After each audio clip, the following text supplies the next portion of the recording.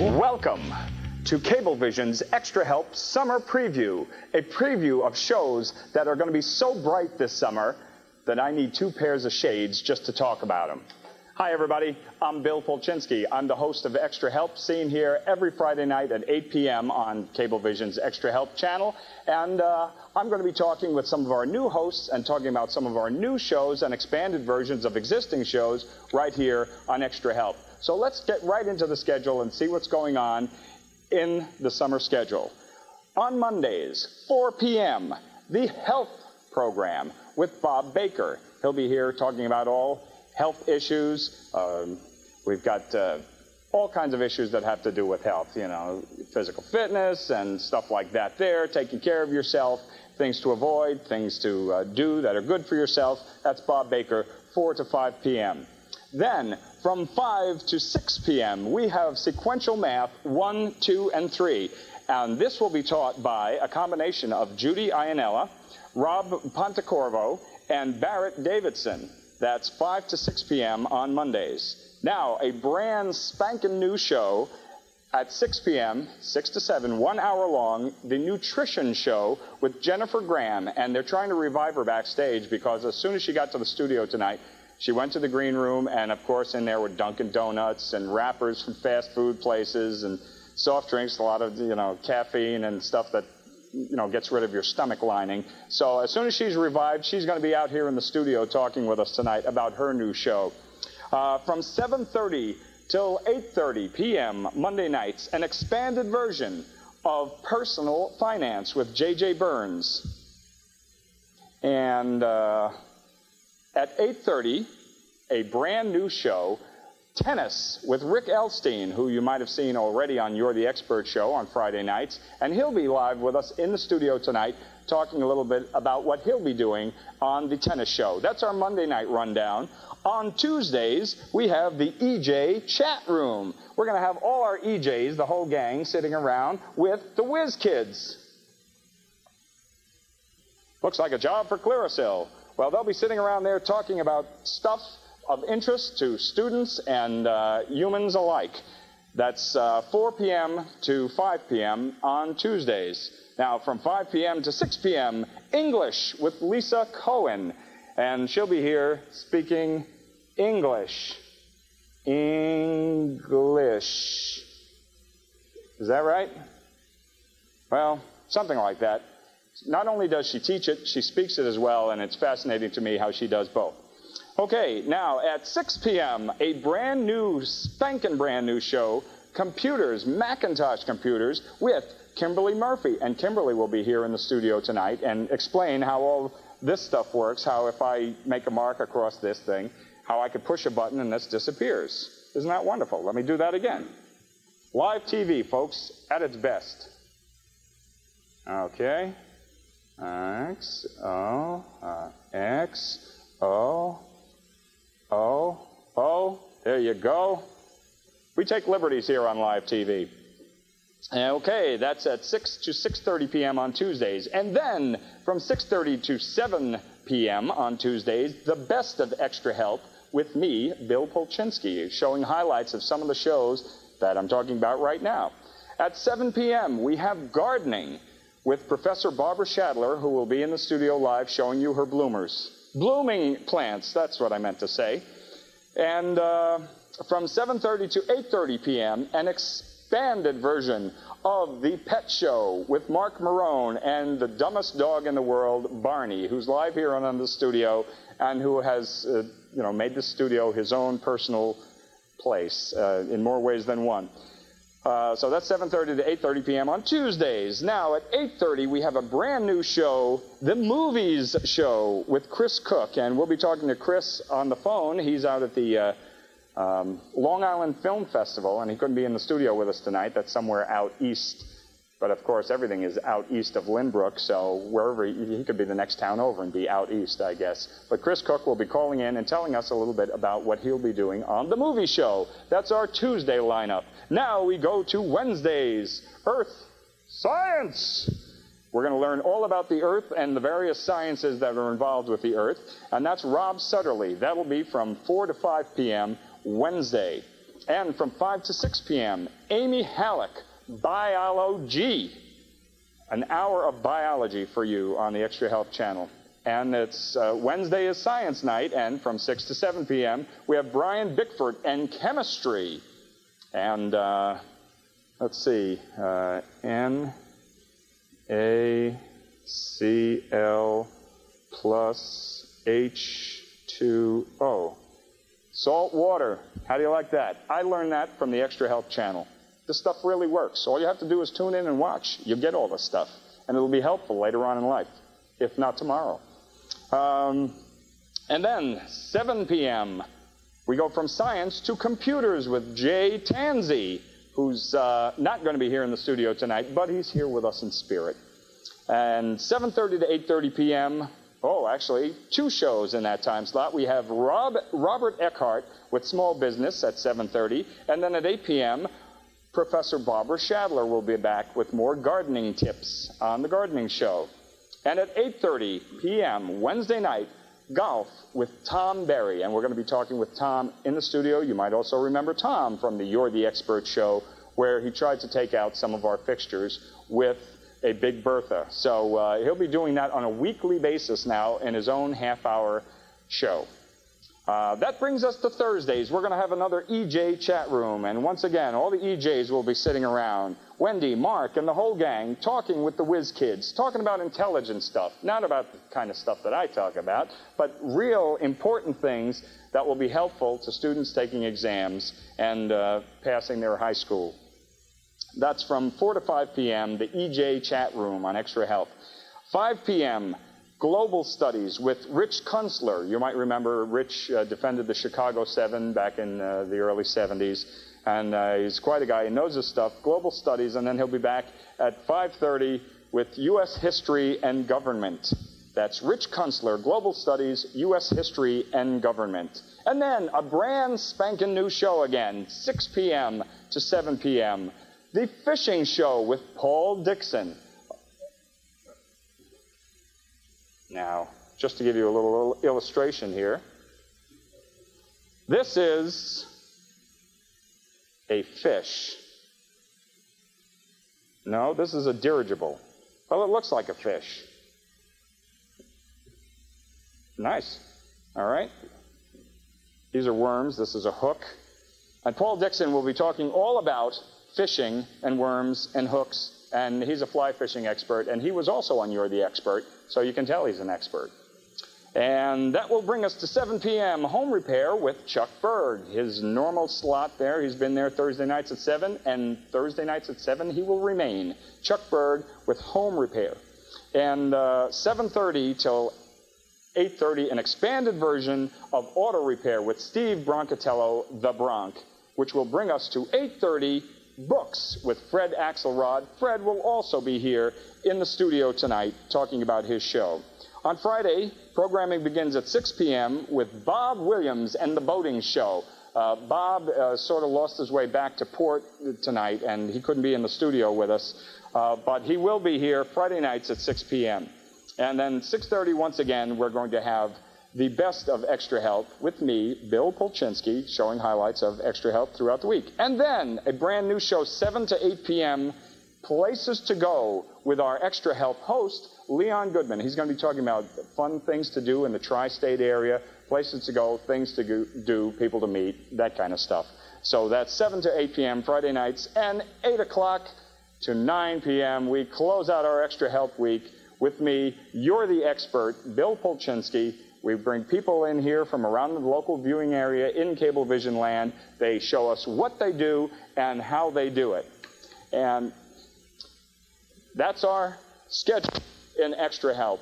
So we're here back in the studio, and we've got our first bunch of friends here. I just want to introduce everybody quickly because we're going to talk to Chris Cook on the phone. But right here is Paul Dixon from Dixon Sporting Life in East Hampton, our fly fishing expert, and our teaching pro from the Syosset Tennis Academy, Rick Elstein, has been on You're the Expert, and Tom Berry from the Town of Oyster Bay Golf Club. Welcome. Thank you. Assistant teaching pro. Yes. Yes. And we're going to be talking to you guys about your various shows. I told everybody when they're going to be on. But first, we're going to talk to Chris Cook. Are you on the phone, Chris? Bill, I'm here. I'm over at the Long Island Film Festival at the Cinema Arts Center in Huntington. Ah, great place to see cinema. Yeah, we got 44 films, features, shorts, documentaries. We have seminars with celebrities, Keith Hamilton Cobb. We got all kinds of stuff going here all weekend, so it's really exciting. How's the popcorn holding out? Hey, the popcorn is great. That's wonderful.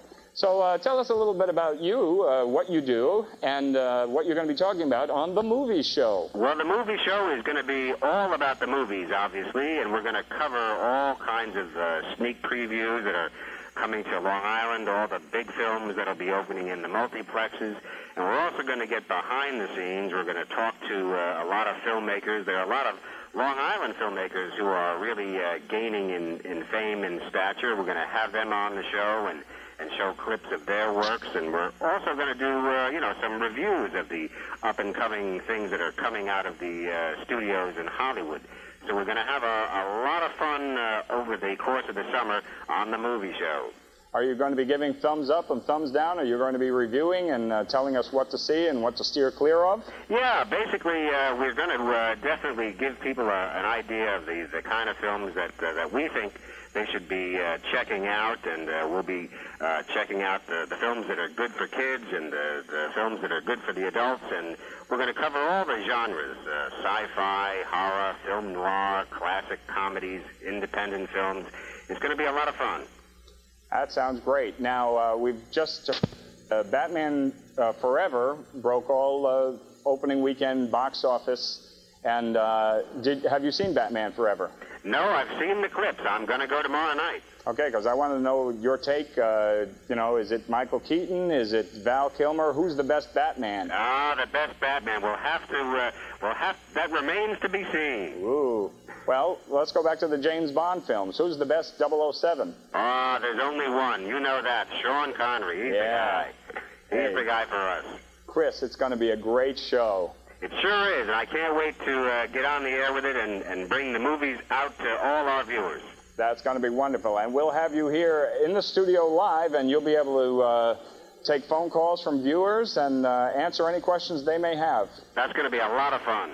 Well, thanks for calling in, Chris, and have fun at the film festival. Say hi to all our friends out there in Huntington, and see you on TV. See you then. Take care, Chris. Bye now. Nice guy, isn't he? Yeah, it looks like it's going to be fun. A lot of fun. That wasn't Chris. That was just some guy we hired from Central Casting to call up and say all that stuff. We have no idea who it is. It sounded good to us. Yeah, did it? Yeah. No, it really was Chris.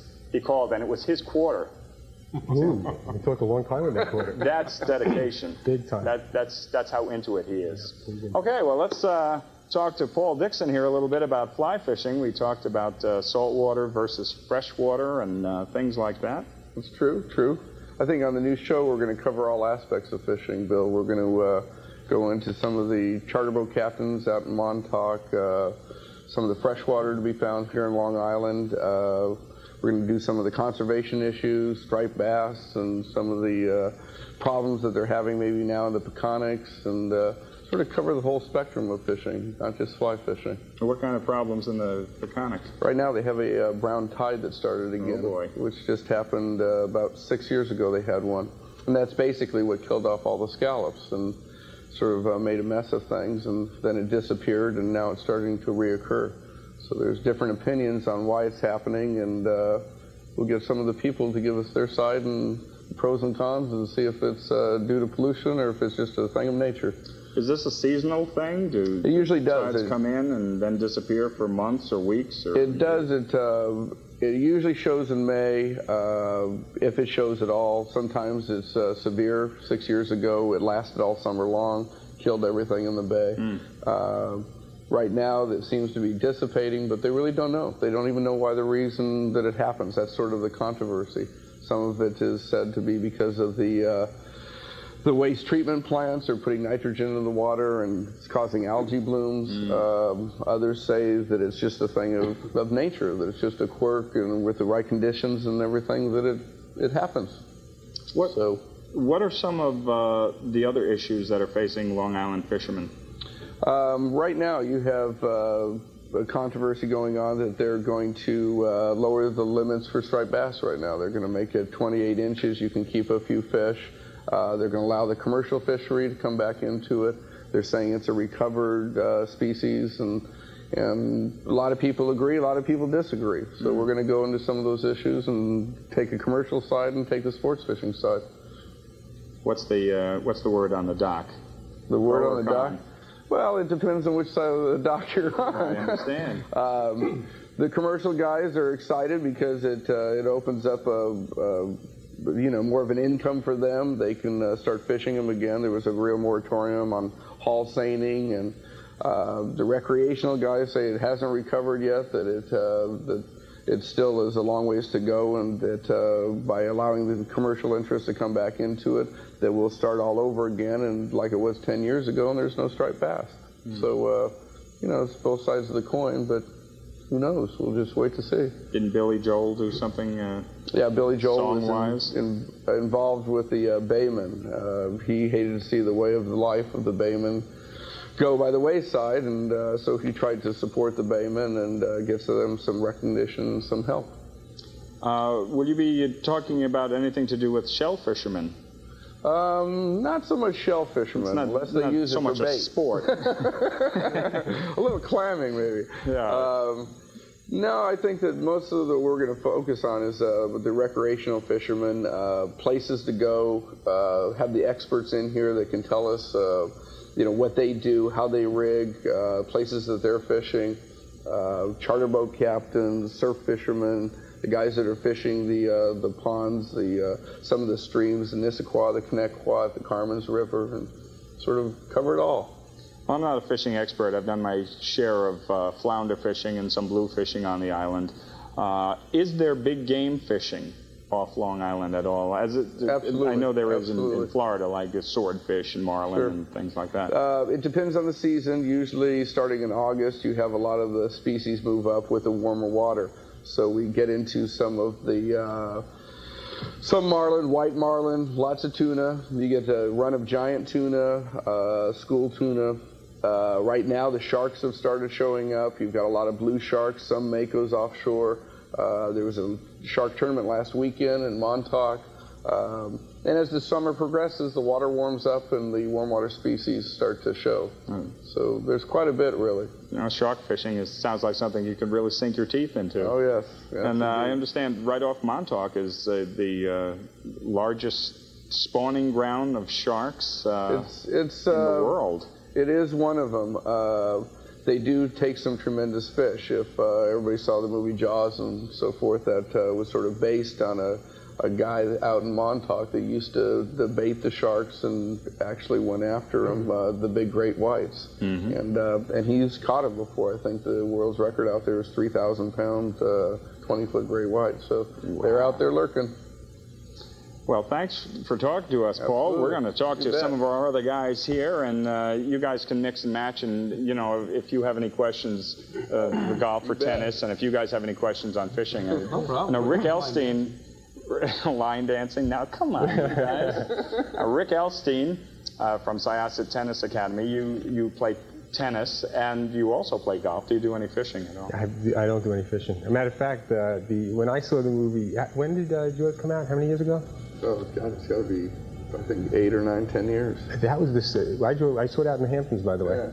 And my in-laws had a home in Bridgehampton, and it was real dark that night. And we drove home, and that was the scariest I've ever been in my life. And I knew they weren't going to come out of the water, but I got to tell you, I was swimming for a while, huh? I thought about it, and I went swimming. I just didn't go any deeper than that. But no, I mean, that was some scary movie. Yeah. And, it was the Hamptons, it was Montauk, and there we were, and it's just, as illogical it was.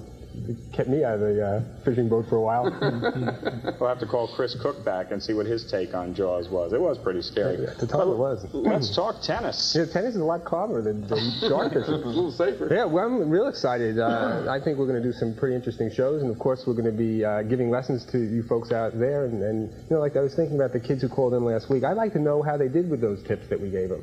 Young guy called in, he had a problem with his wrist, and they gave him something to try to do. A real nice girl called in. She even saw one of the videotapes that we made and talked about return to serve. I think it'd be real nice to be able to have some follow-up, the following week, and try the stuff. If we don't help you, just tell us and we'll find another way to help. I'm going to have my buddy Tom on once because there's lots of people out there who play tennis and golf.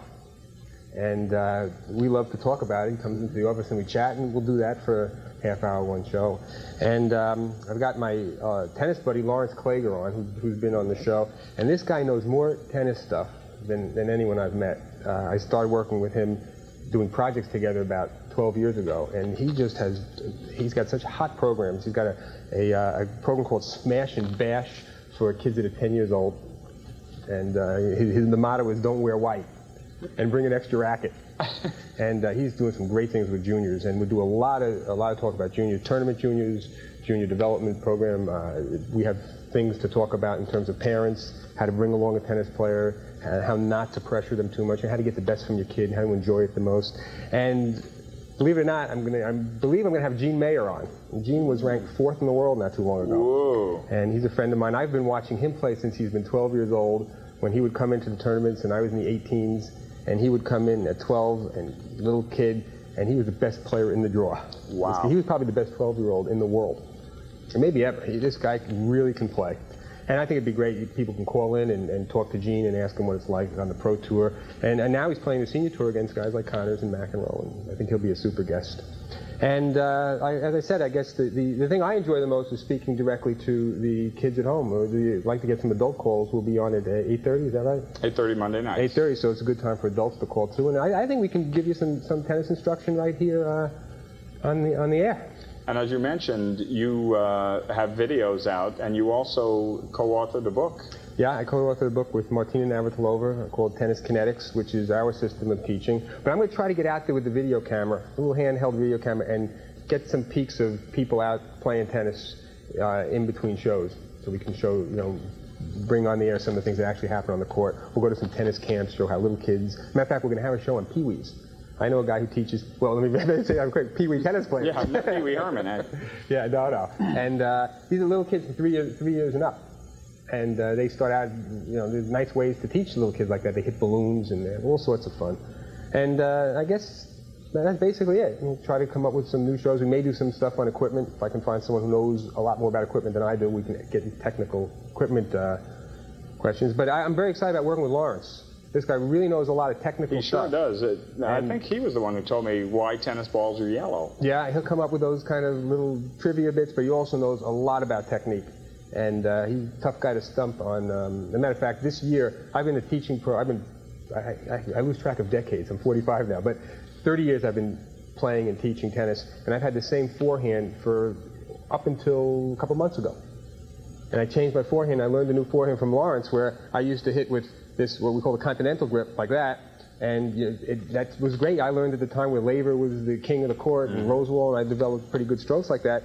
And now they've all moved the grip over to over here, where the racket face is like this instead of like that, and you have to learn how to hit from this position, and it's powerful and it's fun and anything. So I went to Lawrence to learn how to do it, and he taught me how to hit it. He's a wealth of information. Yeah, he's a lot of fun to work with, and he'll be here on a lot of the shows and answer questions. And again, we want to teach the people at home. Now, you're talking about Pee-wees, 3-year-olds, 4 or 5. Do they use regular-sized rackets to get started? Because it seems that the rackets would be bigger than they are. No, tennis has grown a little bit like that. Now, we use smaller equipment, smaller nets, balls that don't travel as far for the little kids. And as I said before, we even use balloons. And they can learn a lot. I'm teaching my daughter who's 2. I'm not really teaching her, but You're forcing her, let's face it. No, I learned that lesson. I'm not forcing her. I'm just fooling. But, Rick's not like that. We make our mistakes like that, but we really try to work with kids from the standpoint of just having fun. But she plays with a ping pong paddle, to answer your question.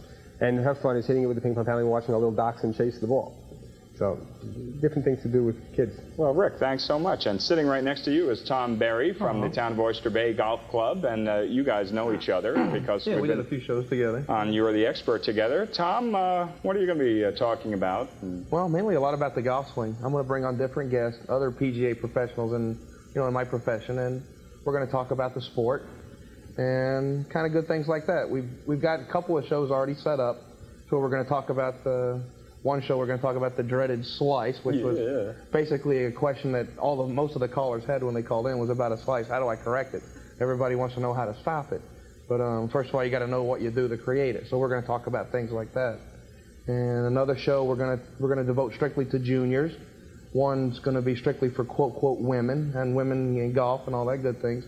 And I'm gonna bring on some women PGA professionals and some of my students and use them as models and go from there and show people how to swing the golf club. The last show on You're the Expert, both Rick and Tom were talking about choking and chili dipping. Yeah, I started choking there. I got a frog in my throat. And oddly enough, choking was the phrase that came up most to describe the Open in Shinnecock when it came to the shark. Oh yeah, when the heat's on, Speaking of shark, you know. But that we golf tie course, everything together. We tie everything together on this. But that golf course is quite difficult, and especially when the wind's coming. There's not too many trees that block the wind, and you got some long holes, 450 yards, and you got a fairway that's 20 yards wide, and if you miss the fairway by a foot, you're in stuff that's about 2 or 3 inches deep, and then a little farther than that, it's 4 or 5 inches deep, and then after that, you're in the knee-high stuff. And, and you probably saw Tiger Woods hit a golf ball out of that stuff, and he sprained his wrist. Right. Ooh. And he had to withdraw out of the tournament. See, now it would help if he tuned into our gardening show with Professor Shatner. Exactly, how to get out of weeds. Yeah. Exactly, because he was in some weeds up to his knees, and he hit a shot, and when he hit the shot, the golf club got grabbed up, and his wrist went like this, and he sprained his wrist. I think he did that on the second hole. He played about 3 more holes, and then that was it. His wrist blew up. He couldn't do nothing else. He was done. Done for the day. And like Rick, I imagine you'll be talking about equipment as well. Oh yeah, the different types of equipment and mainly a lot about shafts, because shaft technology is the one thing that's changed the most since golf started. It started out with wooden shafts, then it went to metal. Now we're in graphite and different types of metal, and they even use Kevlar and fiberglass. Wow. It's quite wild what they do with the golf clubs nowadays, even in the heads. Now they're starting to mix metal. They're mixing metal with graphite into the face of the golf club. And they're even making golf balls bigger now, but the holes stayed the same size. Do you think it makes that big? The equipment makes that big a difference? It helps to a degree. Well, let's say you're something near and dear to my heart. Let's say you're a 10 handicap who putts like a 15 handicap. Different putters won't help. Okay, but I've tried some different putters. I mean, there's a putter that stands up. Oh, that's a good one with the line right there. It teaches you the line. Yeah, because now you can line up and see where you lined up. Yeah. That's a good one for a trainer, but you can't use that line on the golf course. But if you use no, you can't. Only for practice. That's it. But if you this is a question I'd be interested to see how people at home feel too. But these rackets are more powerful and so forth, and I think maybe it's hurt tennis to a degree because it's become too powerful. But when I think about golf, if tennis becomes too powerful, you have one guy against another guy, or 2 people playing, and they're both more powerful.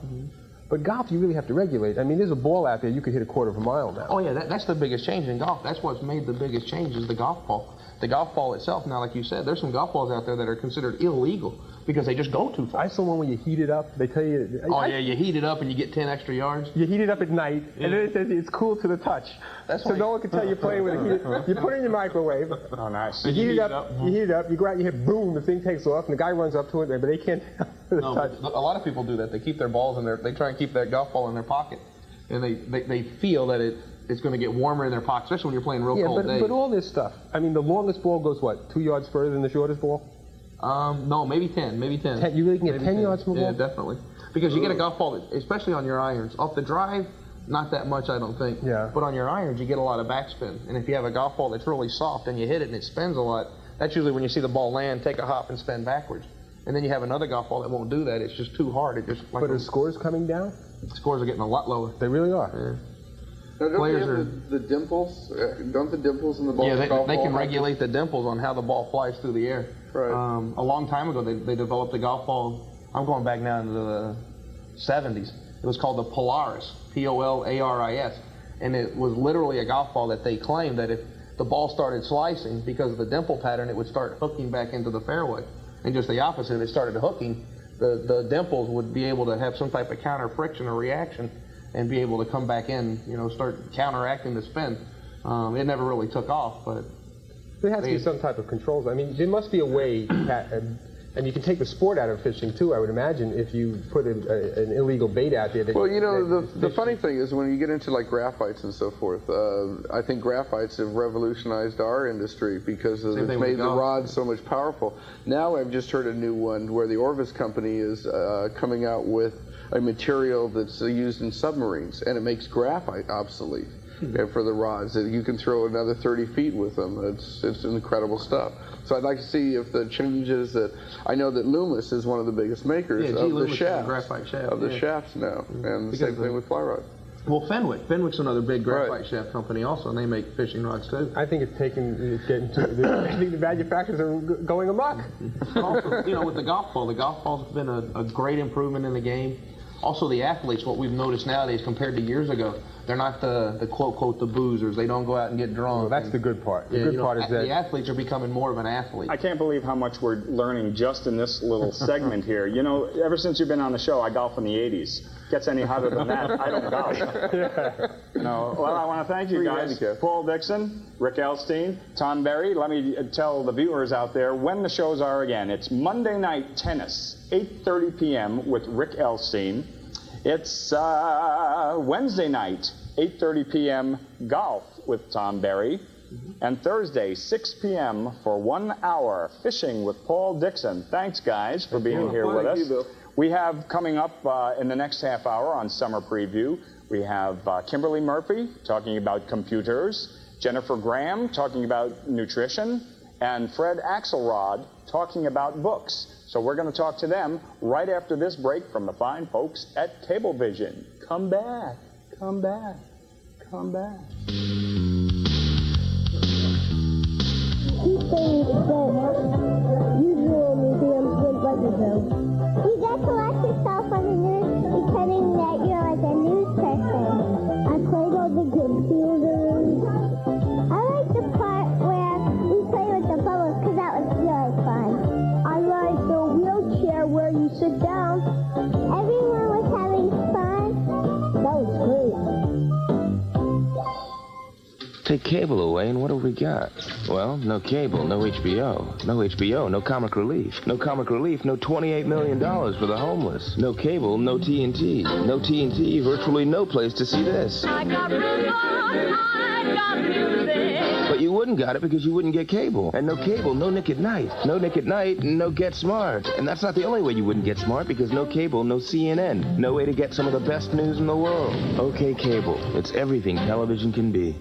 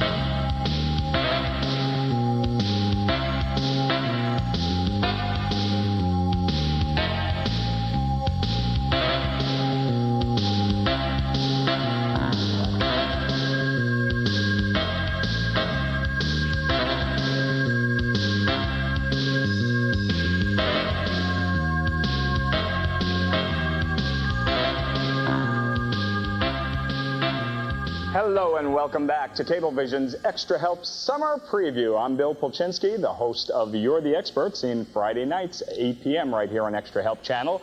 And for the Summer Preview show, I wore my special lobster tie. I don't know if you can get a close-up of this. I failed to bring this in when I was showing off my tie collection a couple of weeks ago. Can you see that lobster? Whoa. Now, this is one tie I don't mind spilling melted butter on. And I highly recommend it for anyone who's a sloppy eater. And we're going to be talking about eating sloppy and otherwise. Oh, hello, camera one. Yeah, lobster. Lobster. Around Christmas time, he gets on the beach and Sandy Claus. Never mind.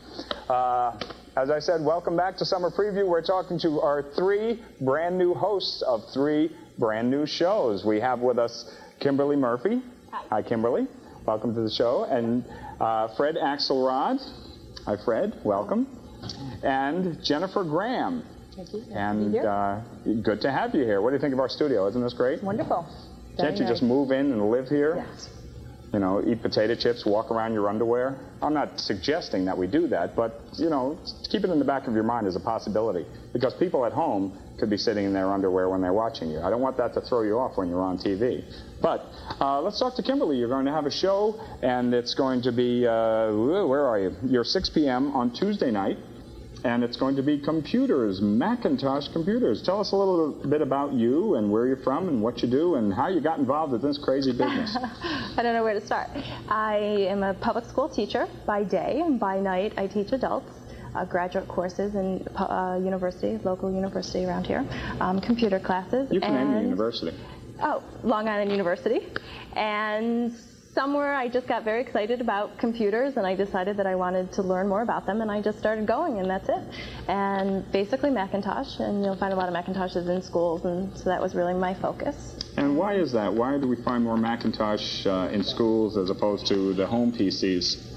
There really is no reason for it. A little bit, Macintoshes are a little bit easier. In the middle school and high school level, you'll see a lot more IBMs being used. There's a mix. It's just, you know, our school just made a big decision about which one we should use and everything, and, you know, it becomes a comfort level, whichever one you're more comfortable using and everything like that, and that's what they pick and that's what they're using. Well, I have a little experience in high school as well. I used to be a faculty advisor at Port Jefferson High School for the school newspaper, and we used Macintosh, and I feel like I'm a computer dummy, but the Macintosh was relatively easy it is. To use and to figure out, and I was making graphics and writing letters and little invitations and Christmas cards, things like that. I loved it.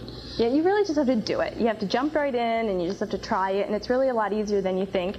And we were actually talking about this before when we were waiting, but you have to just come up with little projects for yourself to do and to get yourself going and think of different things, and, you know, not like a major project, because otherwise you have that time element and that pressure on to finish this, but just, you know, a newsletter or something, and once you start using it, before you know it, you're dropping in graphics and drop cap letters and, you know, and everything, and you produce this really nice little document. So. Yeah, because when I went to high school and did the same newspaper, we had to cut, paste, glue, you know, kids would be rolling up the rubber cement and throwing it at each other, bouncing it off the wall, sticking it on the desks.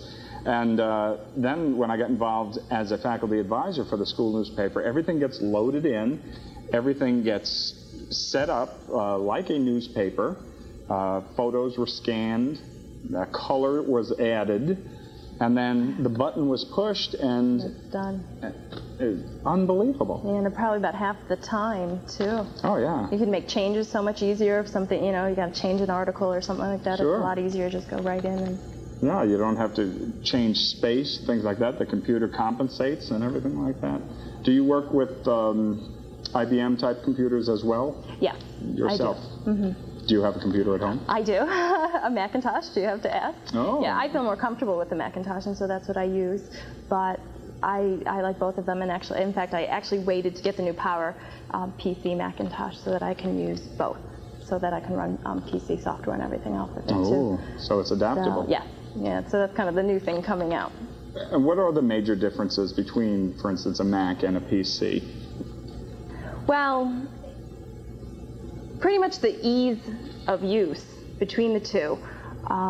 When you're working in the PC environment, you're dealing a lot more. You have to understand DOS, the language of DOS, and you don't have that when you're working in a Macintosh environment. So it's just pretty much the ease of use. Most of people will say, oh well, you can't find as much software for the Macintosh as you can for the IBM.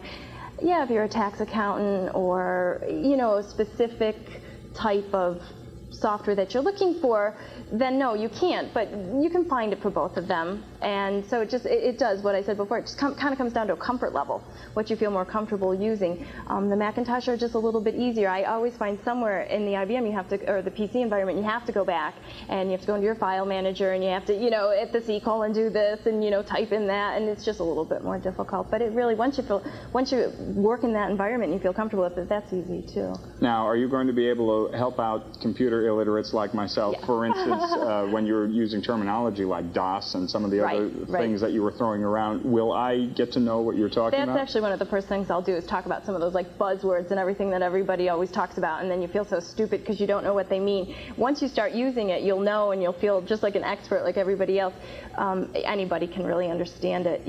And one of the things that I'll be focusing on is not only teaching you software and the little ins and outs of the computer and System 7.5, which is the language, which is the language for the Macintosh. But so I'll try to get you familiar with all of that, but I'll also try to help you understand it, all the callers and everything, understand it so that they can troubleshoot and kind of be able to solve some of the problems on their own, and they don't hit the panic mode or that frustration level and just turn the machine off. And so you just start to feel comfortable with it. And it does start with a lot of those buzzwords that everybody uses, and they're really not that difficult. And once they're explained, you're like, oh, that's all it was. So. Now, when we're looking at computers, I've been looking to buy a computer for some time, and I look at the ads, and I see, for instance, one brand, Macintosh, and I'll see a whole range of prices and things like PowerBooks versus, conventional monitor and hard drive setup.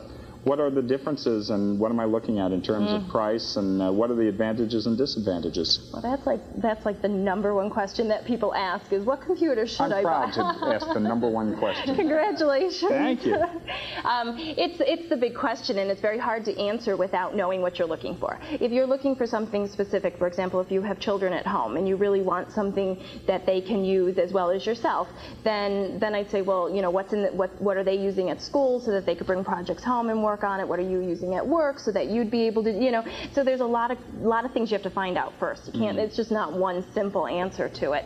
But and in the Macintosh alone, you kind of touched on it, it's changing all the time. I mean, as soon as I bought my computer, the next one was out the month after, and I was kicking myself, I should have just waited for that one. You just have to finally make a decision. This is what I want to be able to use it for, and this is what I'll spend on it. And somewhere in there, there'll be a computer for you. Now, if people don't know what they want to use it for instance, if they've never had a computer before and don't know the capabilities, where's a good starting point? Well, you always want to be able to have some room to expand the computer. You want to be able to add more memory and things like that to it. But you just have to go through some questions. Do you want to use it mainly for word processing? Do you want to use it to be able to create pamphlets or newsletters? Do you want to use it to keep your personal account on it, your checkbook and everything like that? Do you want to be able to scan pictures into it? What kind of copies do you want to make from it? There are certain just basic questions that you have to think about and answer those, and then you just have to decide. But there's pretty much, there's a few things when you're going in to look at a computer, like at this day and age, you need 8 megs of RAM. There, I threw you What up, did you right? say? I have to have some eggs and ham? Okay, I'll get some of that. I'll have that for breakfast tomorrow. But you need a certain amount of memory so that you can run some of these memory-intense hogs of memory, these programs that hog all this memory. Yeah, so you can run them. Well, I'm so glad you're going to be on TV to help me. And hopefully, after watching your show a few times, I'll be able to make my purchase. Good. Kimberly, thanks for being here. Let's say hello to Fred Axelrod. Hi, Fred. You're going to have a show, The Book Show, and that is going to be Thursday evenings at 8:30 p.m. at night even. And I'll be here. That's great. Tell us a little bit about yourself, where you're from, what you do, and how you got involved in this book thing. I've been in the book business for a little over 8 years, and I've owned children's only and general bookstores. And I've always just loved books and reading, and one day decided to give up advertising and open a bookstore. Ooh. And stop commuting to New York. I became a minor celebrity hero among many of my commuting friends, and just love owning a bookstore. How did that happen? Becoming a celebrity hero, I mean. I think it was a couple of hot summer evenings in Penn Station when people realized that Fred wasn't riding the train with them or waiting for the train, and he was probably in his air-conditioned car on the way home at closing time, so it felt good. What kind of stuff are we looking at to see on the book show? Well, I'm a very eclectic reader. I read just about everything and anything, and we're going to cover quite a variety of books. Very popular reading, beach reading, mysteries, fantasy and science fiction, literary fiction, I hope we'll be able to listen to the cues that our callers will give us and pick some books and some topics that way. I hope we'll be able to bring in some authors. Oh, that'd be great. Who can discuss their books and their genres. Mystery writers are love to talk about not only their own books, but the mystery field. And I know that mystery readers can be fanatical and can go on and on about their books. My feeling as a bookseller is that people want something that's good, and we should be looking for what's good in books. Unlike some criticism we may read where people or critics tend to be looking for what's bad in the book and for a reason to turn it down, we're going to look to turn people on to some good books. If Stephen King has a new book out, which he does, the issue is, or once or twice a year, the issue is it a good Stephen King book, and what's it about? Not, well, would a professor of English at Yale University find this great literature? That's really not the issue for a Stephen King book. And what has turned me on as a bookseller is being able to recommend books to people that they love. In fact, many people think that their real investment in a book is not $20 or $6.99 or whatever price they're paying, but 8 hours of their time. When a businessman is going to take a plane flight and he comes into the store and he says, "What should I read?" he just doesn't want to be trapped on a flight to San Francisco for 6 hours with a book he hates. So the good thing to do is bring a duffel bag full of books and, sure, mix and match. Sure, that's like when I go on vacation. My wife says, "Aren't you taking too many books?" And invariably, it's not enough. Now, I listen to Imus in the morning, and he's been touting his book over the last 20 years, God's Other Son, and that's just coming out in paperback. And have you read that? I haven't read it, and as a bookseller, I guess my advice would be, if you like Don Imus, read that book.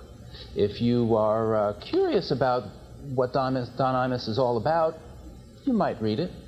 And if you're really not a Don Imus fan or you haven't heard of him, there are probably a few thousand other choices you might make. Clear.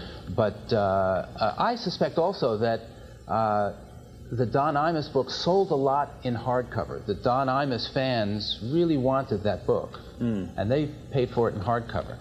Don Imus is, I don't know what you would call him, fellow radio personality Howard Stern. Yeah, that's...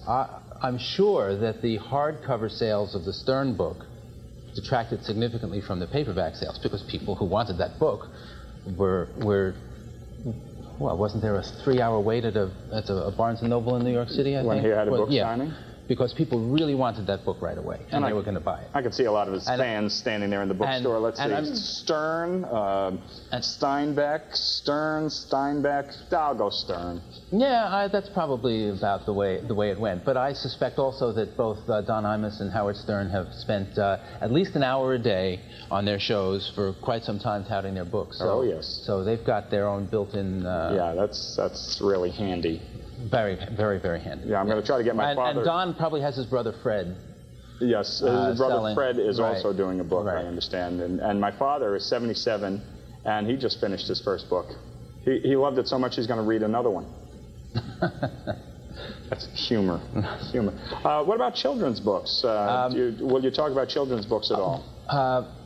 Children's books is of great interest to me, and I think that anyone who loves books will feel it's important that children read. In fact, the single most important thing to encourage reading among children is to read yourself. And that's to all the parents out there.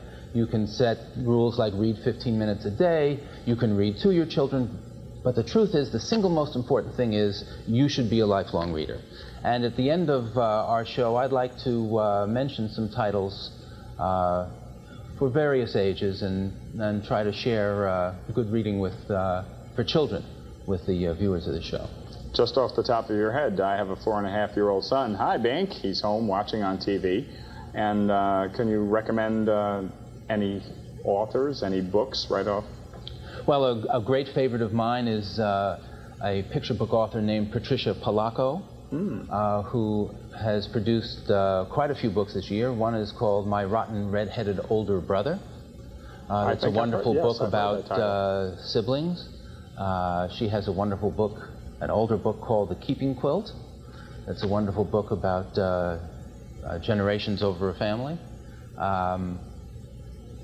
And for boys, there are tons of dinosaur books and baseball books and things that your friendly local bookseller will recommend. Well, I went up into the attic and I dug out the old cardboard box full of old Golden books. How do they stack up to, for instance, the stuff that's coming out today?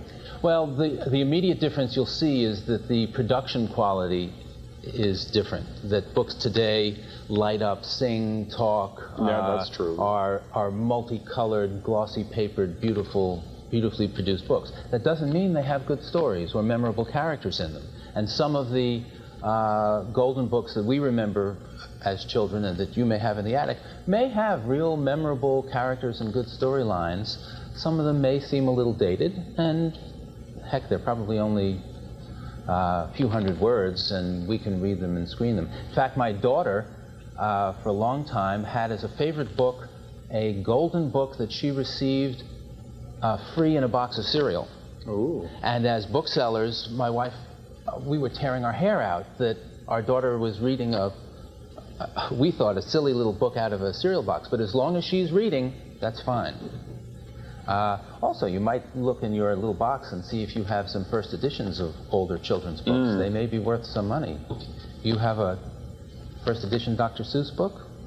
Hold on to it. Wow. Or check with a dealer and see how much it's worth. That's not an area of expertise in mine, antiquarian books or collectible books. But the truth is that children's books, before people recognize their value, were often discarded or not taken care of. But you may have something. Our viewers may have books of value hidden in their attics. Well, it cracked me up to look through some of those old books because as I outgrew some of the stories, I started taking liberties with crayons and pencils and editorializing and giving the characters little word balloons and making up my own stories, which were usually irreverent and, probably, like 7 or 8 year old humor. Yeah, but those books, that probably adds value to the book to your children to see that Daddy was was as silly as they are now. I don't want them to see that stuff, I don't think. Why not? Well, so children's books? When you read children's books, you should be as silly as possible. That is a good point. You should read with silly voices and emotion. You can practically make yourself laugh or cry when you read to your kids. And they'll appreciate it. They won't think ill of you. Or... Now, this might be crossing the line, but since we are in the 1990s and we slip VCR tapes in there all the time, we've gotten a number of videotapes of Dr. Seuss books. Right. And is that helpful? Is that a hindrance? Because they pretty much reproduce the books and the words on the screen and the characters. They give the characters minimal animation. Well, there's nothing wrong with it. And the truth is, if it interests children in Dr. Seuss books, then it's done a great service. Now, if the child is not reading because they're spending too much time watching books on tape or listening to books on tape or playing with their computers or their video games, well, there should be a certain amount of time spent reading. Just as we as adults, we need to spend some time reading, or hopefully we're spending a lot of time reading. But if we see a movie and then read the book, that's perfectly good. Or sometimes we read the book and then go see the movie. Sure. Well, my son dazzled everyone when he was 2 years old. He'd memorized the copy, from the videotape. He'd heard it over and over again, repetition. And then he opens up the books, and people who didn't know he was watching the video see him reading from the book and going, "My God, call Princeton! Oh no, we got a genius here." Most parents, and especially grandparents that walk into bookstores to buy books for their children, claim that their child is gifted. And they're obviously very impressed with their child's ability to repeat the things they've memorized. Yes. And many children are very, very adept at reading and at memorizing. But in answer to your question, the videos are fine. They're great, and they're probably far more healthy and wholesome than some of the other videos that kids could be watching. All right. Well, we're going to segue, because you were talking about the book and a box of cereal. We're going to segue right to Jennifer Graham. And was it, graham cracker cereal or anything like that? Jennifer Graham is going to have the nutrition show, and that's going to be, let me find it, it's going to be Monday night at 6 p.m. for 1 hour. Hi, Jennifer. Welcome to Summer Preview. No, it's great to be here. Tell us a little bit about yourself, where you're from, what you do, and what we're going to be hearing about. Oh, we're going to be hearing an awful lot about nutrition. I'm a registered dietitian. I have a master's degree in clinical nutrition. I am presently a nutritionist at North Shore University Hospital. I am the nutritionist for the New York Islander hockey team, as well as hosting my own public affairs program every Sunday morning on WDRE. So we're going to be talking an awful lot about nutrition. Yes, I am. And clearing up a lot of the issues out there, a lot of the things that consumers really want to know about the topic of nutrition. I had a question before. We open up the newspaper and we see on television, one day something is good for you, the next day it's terrible for you. Eggs are okay, eggs are not okay, coffee is okay, coffee is not okay. Will you be keeping us up to date, or how come that changes so quickly? Yeah, I think people have to remember that nutrition is a very inexact science, and that a study that was held up 5 years ago doesn't necessarily hold up now. Things constantly change in the field of nutrition, and that's what I hope to do on my show, kind of clarify and demystify some of the topics of nutrition. I will be having an expert on that particular field. For example, my first show will be weight loss. And why is this country continually to get heavier, and why obesity appears to be such a large problem in the United States today. So we're going to talk about a lot of different things and try to clear up a lot of things and clear up those things. When you read the newspaper, what do you believe? You read a magazine later on, it doesn't hold up anymore. And that's something we're going to explore in my show. Do you think the media has a lot to do with shaping people's nutritional avenues? For instance, I notice at the supermarket, when you're checking out on lines, there are a lot of, especially women's magazines, that will have a headline, 10 ways to a thinner you, lose 150 pounds in 3 days, things like that. And then on the cover, they'll have a picture of this, gigantic cake, and another related story will be, 10 desserts you can make, and, is it the media that's making people crazy? Well, I think because nutrition is such a hot topic today, and it sells magazines, it sells books, and everybody's sort of jumping on the nutrition bandwagon right now. And what you have to be very careful is that when you see one of these articles, is to make sure that it's written by a registered dietitian, it's written by somebody who's qualified in the field to be talking about nutrition. You wouldn't want, for example, to be picking up maybe the National Enquirer and looking for a weight loss diet, or you wouldn't want to be picking up some type of tabloid magazine and looking for the latest thing on vitamin C. You have to be very careful where you get your nutrition information from, and that's why you're going to tune into my show to make sure that the nutrition information you get is credible and accurate. And when you're talking about nutrition, we're just not only talking about food, we're talking about the whole person and the whole lifestyle, aren't we? Yeah, we're talking about diet, disease, and health. It's estimated that 400,000 Americans die each year because of a diet-related disease. And nutrition goes a long way to prevention right now. And I think that's one thing the public is really realizing. They're, grasping for new information on nutrition. They want the latest and the most up-to-date information on nutrition. And that's what we hope to do. Well, that's great. Do either of you, any of you, have questions for each other? Do you have any computer questions? We've been talking about all this stuff while we were waiting the whole time. We had lots of questions. We were waiting in the green room and quizzing each other quite extensively. You can call each other's shows, and you can tell about the greatest new book on nutrition. Yeah, there's an awful lot of books on the market, and it's hard to know what's the low-fat cookbook you want to buy next week, or what's the greatest diet book out there. It's very difficult to keep up with nutrition, and it can kind of make the public right now. They have something called the fat rebellion. People are just so sick of this talk about cutting out fat that they're finding people now that are going into eating everything they want. And one thing that's very interesting that's coming out with nutrition is all the low-fat products. The American public has taken this up with such a vengeance that we're actually getting heavier because we're eating too many of those low-fat products. Sure. And it's really not that healthy for us because you're not really sure of all these things that are in some of these low-fat products. I did a lecture the other day, and I asked somebody, can they even read or pronounce all those additives in those fat-free cookies that they're buying? And the problem with those fat-free cookies is that people tend to eat the entire box. They don't have a handful, they don't stick to the portion size. No, it's a serving size, one cookie, but nobody sticks to that. Jennifer Graham, you're going to be on Monday nights at 6 p.m. for 1 hour with the Nutrition Show. Fred Axelrod and Books, Thursday night, 8:30.